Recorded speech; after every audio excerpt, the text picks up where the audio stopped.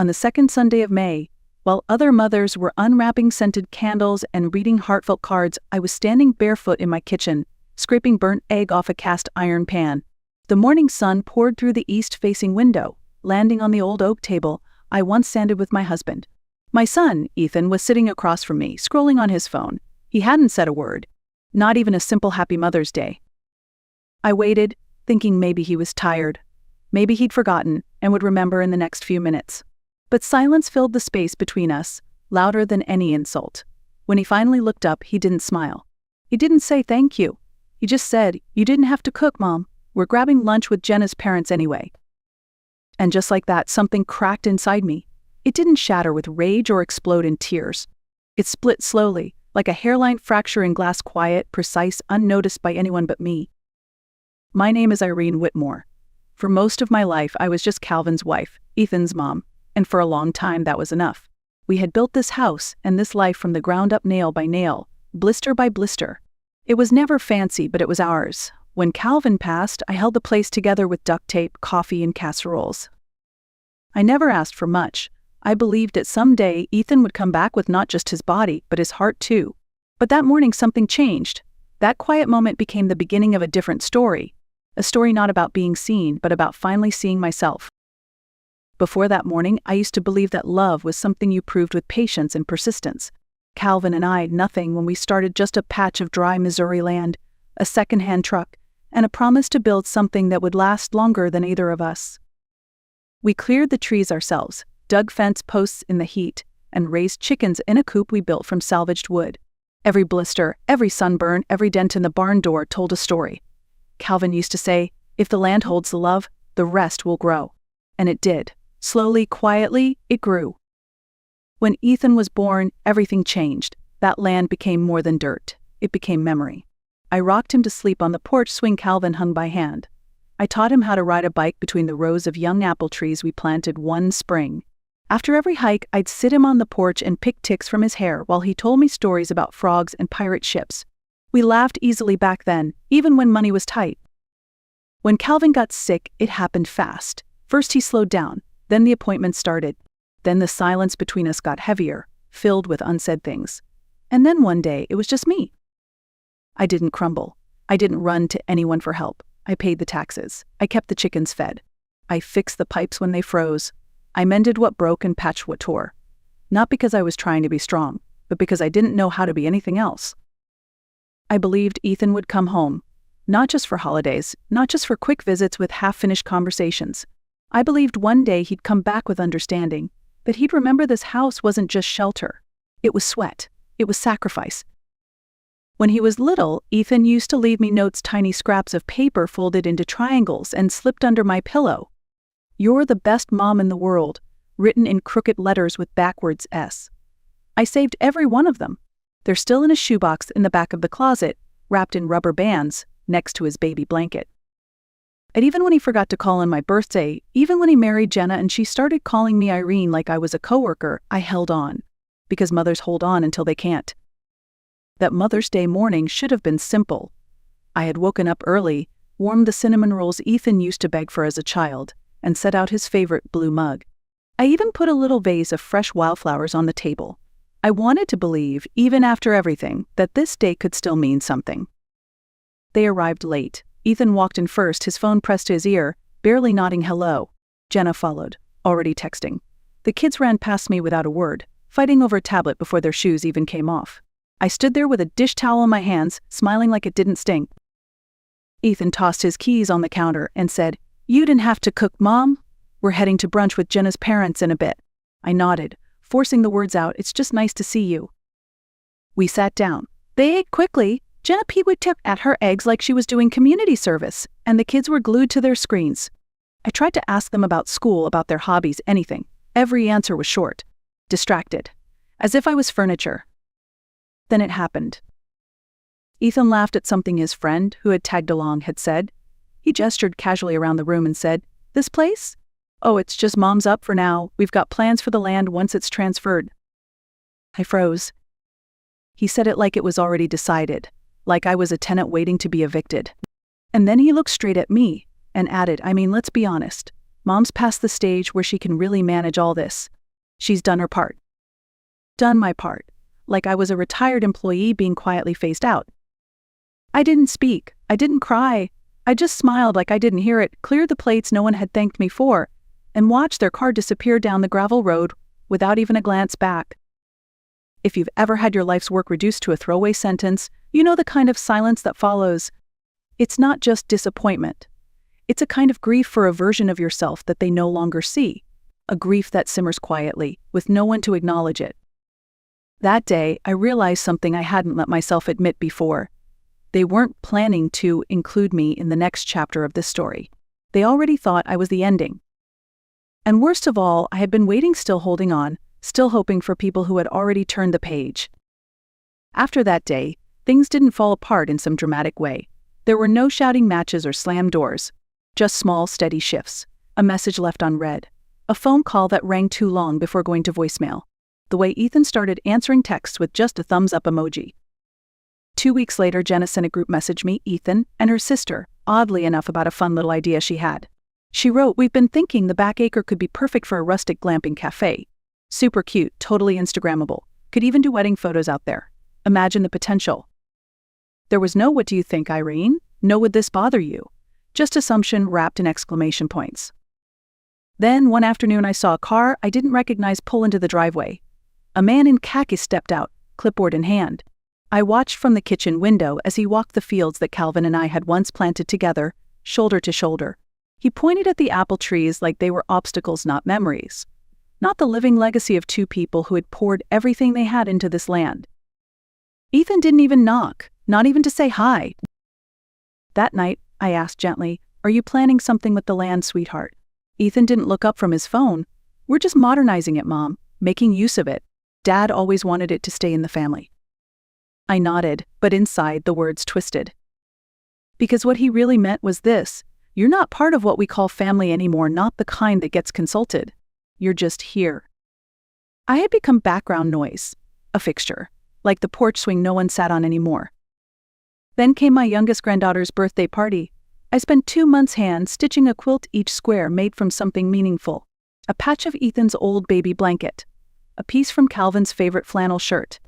Even a corner from the apron I wore every Christmas morning. I folded it neatly, tied it with ribbon, and brought it with quiet pride. The little girl opened it, blinked, then turned to her new light-up unicorn toy without a word. Jenna smiled politely and said, "Oh, that's lovely. We'll find a spot for it. Eventually." Then she added with a laugh, "She's really into glow-in-the-dark stuff now." I held that quilt on my lap the entire party. No one noticed. Later, alone in the car, I cried. Not because they didn't like the gift, but because they didn't see it. They didn't see me. It wasn't rejection through anger. It was something colder, erasure through indifference. They weren't pushing me out. They had simply stopped noticing I was ever in. It was a Tuesday afternoon when I went up to the attic looking for my old recipe box, the one with Calvin's handwriting in the margins and oil stains from decades of Sunday dinners. I was craving a distraction, something to ground me, something that reminded me of when I was still needed. While digging through storage bins and dusty holiday decorations, I stumbled on a fireproof folder tucked behind an old trunk. I almost didn't notice it. Calvin had always kept our important documents in there: insurance papers, wills, tax forms. I hadn't touched it in years. I sat down on the wooden floorboards, light pouring in through the tiny attic window, dust swirling like mist. I opened the folder and flipped through papers until my hand stopped on something that made me forget how to breathe for a moment. The land deed. Still in my name. Just mine. It hadn't been transferred. It hadn't been promised. For all of Ethan's confident talk, Dad wanted this and we're going to modernize. He had never once asked me who legally owned the land. He had just assumed, like so many people do when someone stays quiet too long. I sat there holding that piece of paper and I heard Calvin's voice in my memory, not in a ghostly way, but clear, steady, and just a little amused, like he always sounded when trying to get a point across without pushing too hard. "If you ever feel like you're being faded out, Irene," he had once said, "just remember you helped build all of this. You get to decide how your story ends." That sentence hit me like a gust of wind through a closed window. I sat there for a long time with that deed in my lap, finally letting myself think the thing I had been avoiding for months. I was no longer part of Ethan's future. I was just a placeholder, a bridge he planned to walk across and then tear down behind him. They had already moved on. I was the only one pretending we were still standing in the same life together. That night I didn't cry. I didn't rage. I made tea. I folded laundry. I watched the sun set behind the same apple trees Calvin had planted the year Ethan was born. But the silence in the house felt different. It wasn't the silence of being ignored anymore. It was the stillness that comes before a decision. You know, the kind when the birds stop chirping, the breeze holds its breath, and the whole world pauses just long enough for you to hear yourself think. I looked around the house and realized something painful but clear. This was no longer a home. It was a museum to a version of me that no one came to visit. And maybe, just maybe, it was time to stop waiting for them to remember I existed and start remembering it myself. The morning after I found the deed, I called a real estate agent in the next town over. Her name was Theresa Blake. She didn't ask many questions.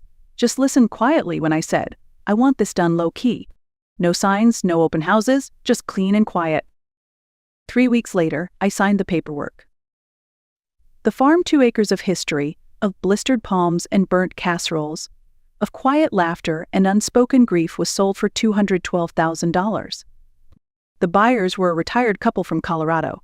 They promised to keep the apple trees. That was enough. I didn't tell Ethan. Not out of revenge, out of clarity. Because if he had really seen me, if he had been paying attention at all, he would have known it was never his.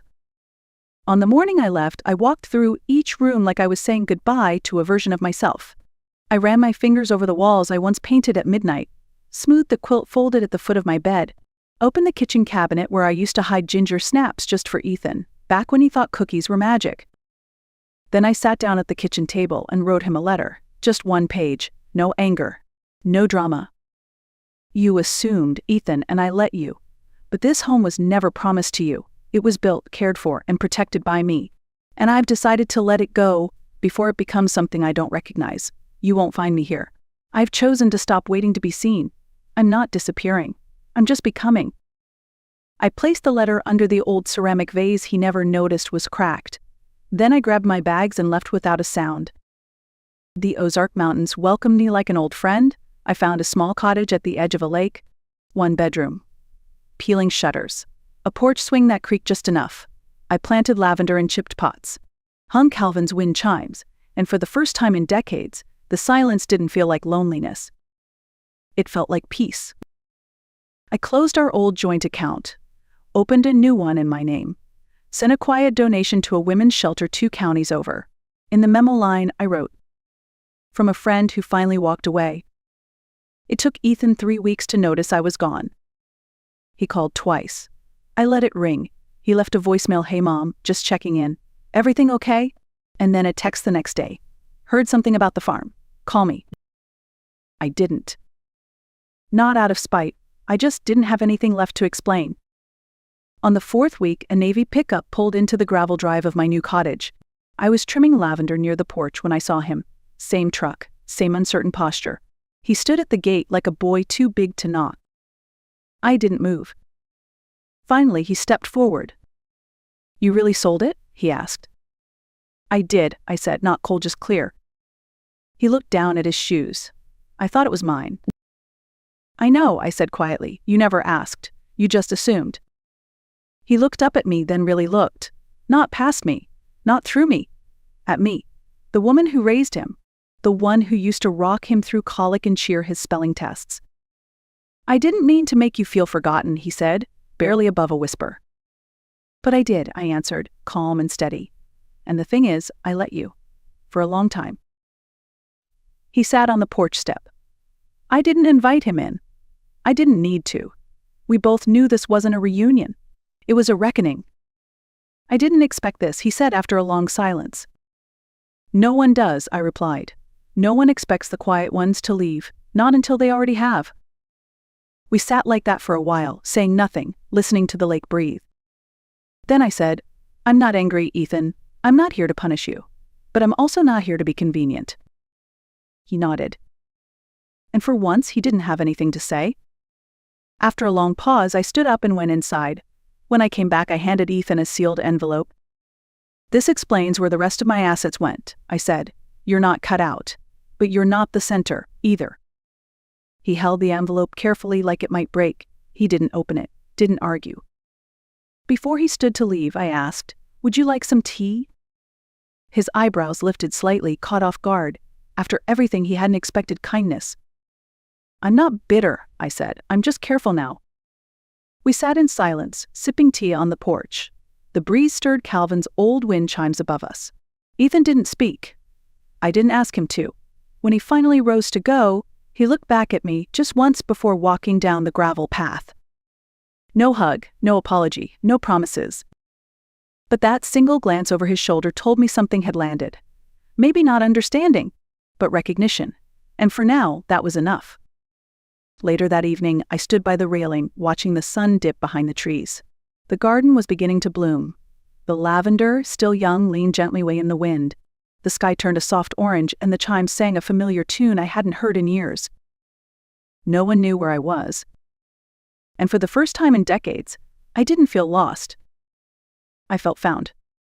Because this wasn't about disappearing. It was about reclaiming. It was about saying, I am still here, not by shouting but by living, fully, quietly, on my own terms. No permission asked, none needed. That night, as the sky faded into deep blue and the last notes of the wind chimes echoed across the water, I thought about everything I had given, everything I had let slip through my hands in the name of love, patience, and duty. And I realized something simple but powerful. I was never erased in a single moment. It happened slowly through assumptions, through silence, through the ease of being overlooked. Not because I didn't matter, but because I made it too easy not to ask if I did. There's a particular kind of loneliness that comes not from being alone, but from being forgotten by people you never thought would forget you. And yet there's a particular kind of peace that comes from walking away not to punish, not to make a point, but to remember who you were before you became only someone else's anchor. I sent one last note, a quiet one, with a small donation to a women's shelter 2 counties over. I signed it simply. From a friend who finally remembered her name. Each morning now, I brew coffee in my little cottage. I sit by the window. I listen to the trees. I write things down not for anyone else, just for me. No more waiting for someone to call. No more holding space for people who won't notice if it disappears. Have you ever had to step away from people you love just to remember who you are? If this story touched something in you, if you've ever been made to feel like your chapter was over before you were ready to stop writing, tell me below. Your silence doesn't mean you're gone. Sometimes it means you finally come home,